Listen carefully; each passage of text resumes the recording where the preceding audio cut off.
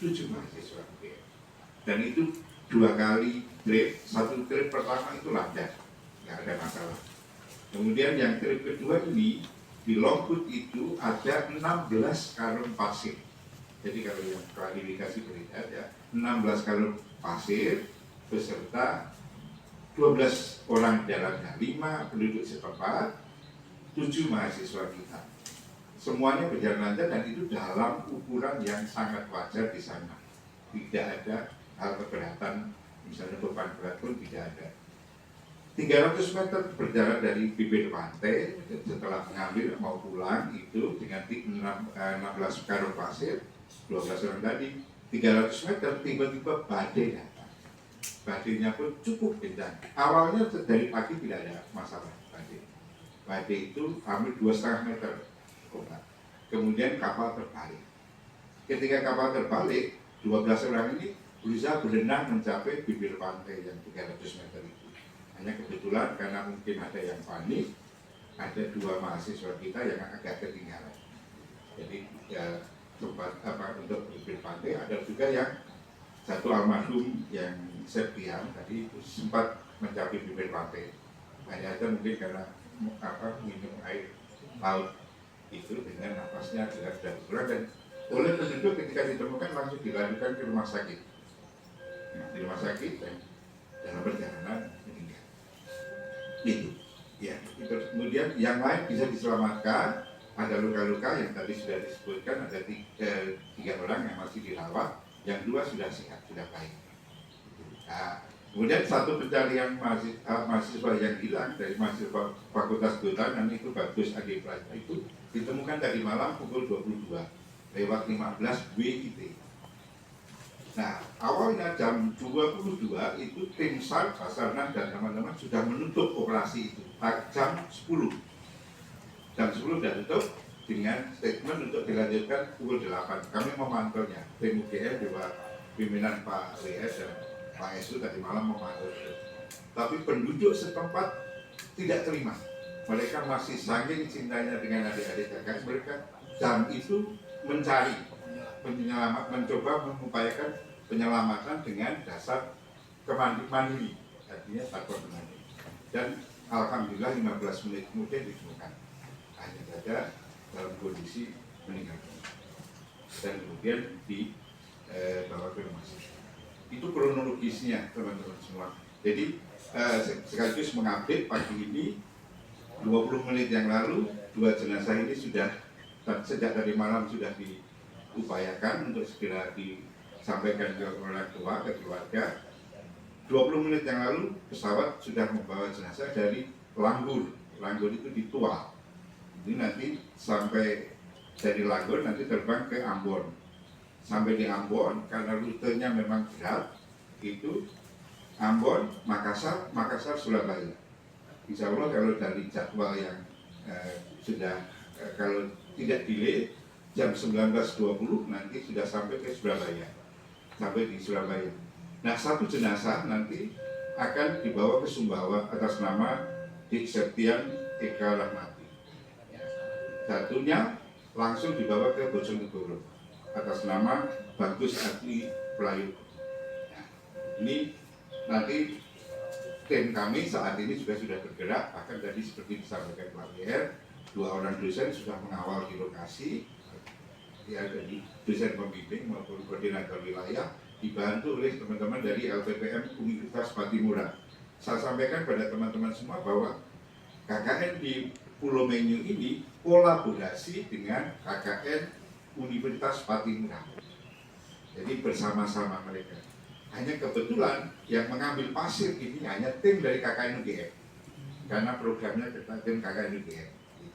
Ya, ini kami tekankan, kami terima kasih. Ini tadi Pak Bupati, masyarakat di sana, kami sudah share ke Humas video pagi ini, ribuan masyarakat setempat itu mengantarkan 2 ambulan, 2 jenazah ini sampai ke bandara. Dan tadi pagi pun sesuai permintaan kami, Pemda itu menggerakkan seluruh OPD ANS yang beragama Islam disolatkan di masjid besar di Langgur. di Kabupaten Maluku Tengah. Jadi alhamdulillah prosesnya sudah berjalan.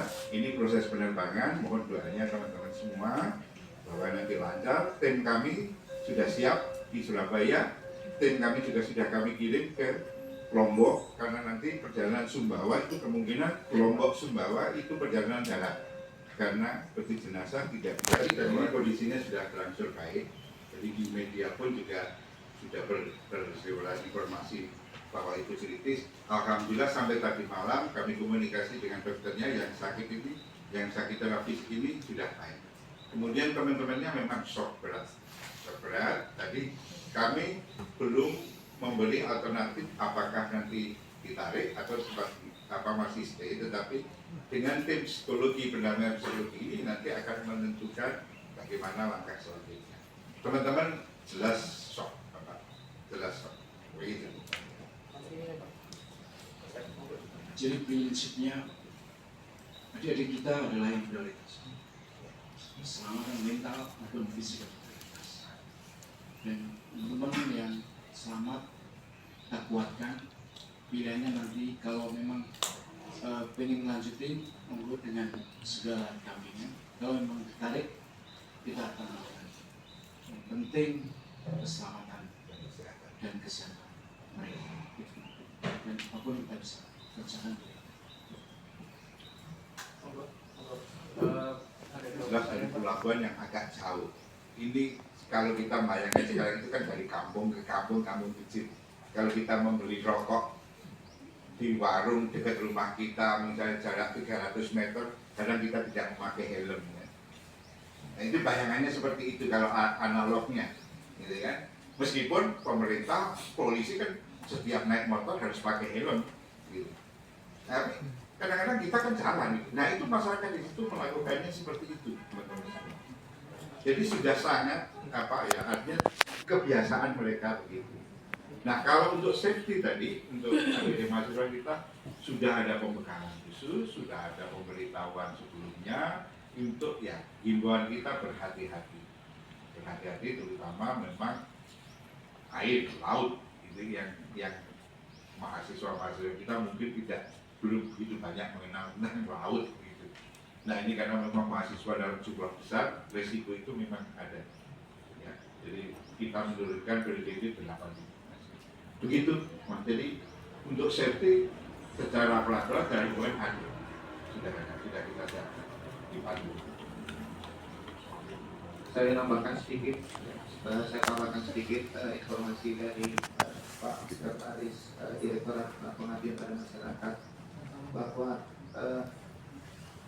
proses bekal dan juga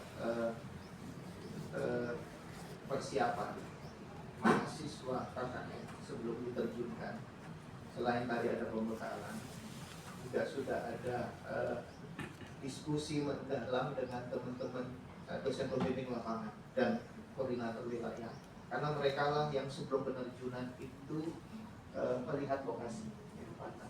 Jadi info sudah disampaikan. Meskipun demikian, kita kan tidak ada yang bisa memprediksi atau memperkirakan kejadian-kejadian ini bisa terjadi. Ini di luar prediksi semua. Namun kondisi ini membuat kami di UGM untuk melakukan evaluasi terus-menerus, memperbaiki prosesnya.